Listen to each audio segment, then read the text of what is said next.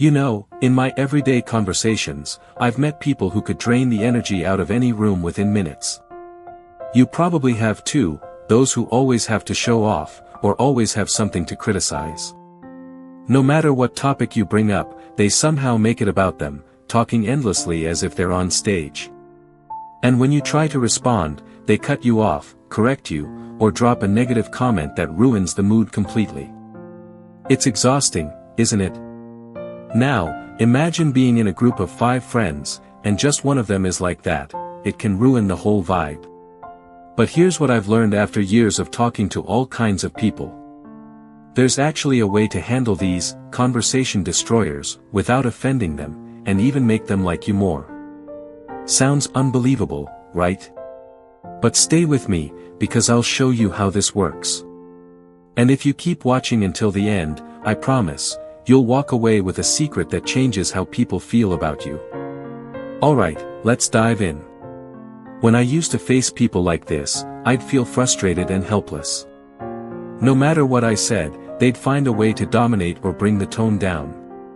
Until one day, I tried something that completely flipped the situation around.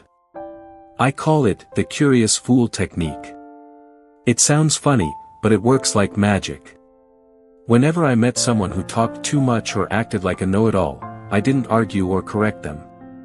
Instead, I asked open-ended questions. And pretended like I didn't know much about the topic. Questions like, "Oh really? That's interesting. Can you explain that part again?"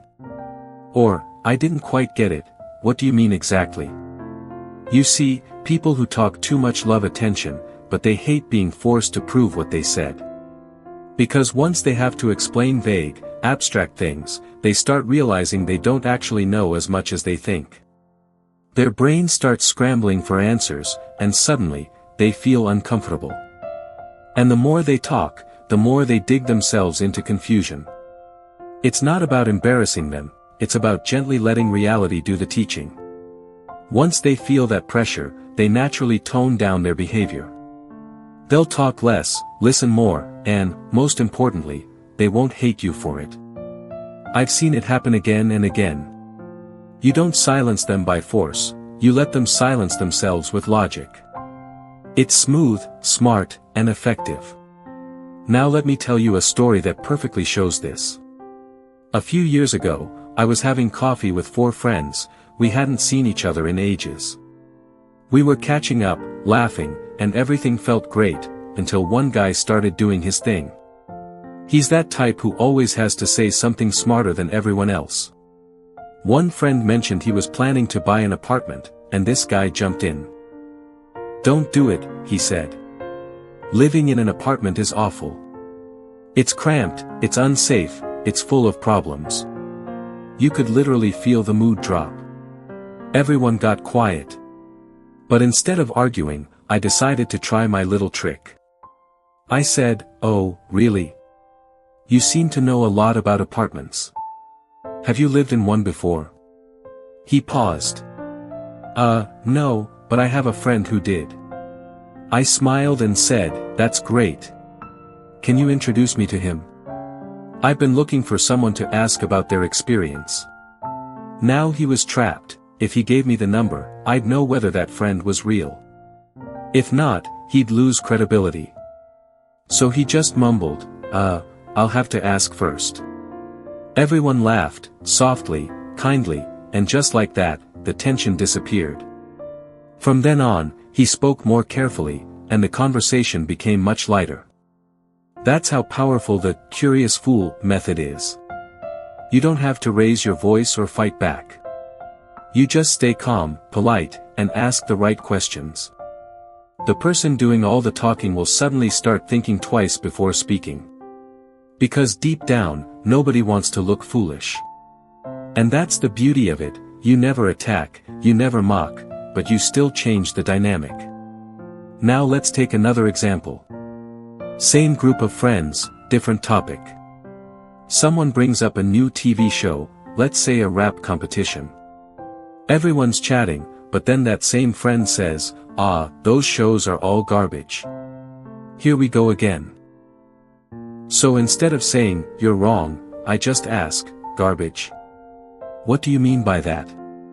He looks at me, thinking. Well, you know, it's just nonsense, meaningless stuff. I nod and say, interesting. I watched one episode, what part did you find meaningless? Now he's stuck again. If he hasn't actually watched it, he has nothing to say. If he has, he'll struggle to explain clearly. Either way, he'll get tired trying to justify his words. And when that happens, he learns, not from me, but from the situation itself. He'll realize that sometimes silence is smarter than speaking just to be right. That's the beauty of subtle communication. It's not about winning, it's about maintaining peace and emotional balance. Every time I use this method, people start respecting me more. They feel heard, but also gently guided to be more self-aware. You don't need to dominate a conversation to lead it, you just need emotional intelligence. And I'm telling you, this one skill alone can change your relationships, your work, even your confidence. You'll stop wasting energy on pointless arguments. You'll stop feeling drained after talking to people who love to argue. Instead, you'll walk away from every conversation feeling calm and in control. So, next time you meet someone who talks non-stop or always wants to prove they're right, don't fight them. Just listen, smile, and ask questions that make them think. The quieter you become, the louder your wisdom sounds. And the best part? You'll be that person everyone loves talking to, because you make them feel seen, not judged. It's simple, it's elegant, and it works every single time. By the way, don't go yet, because the next video I'm posting tomorrow will take this idea even further. I'll show you how to use this same mindset to win trust instantly in any conversation. Trust me, you don't want to miss it, it's something I learned from real experience, not from books. I share new insights like this every day here on Finance Free TV, so make sure you stick around.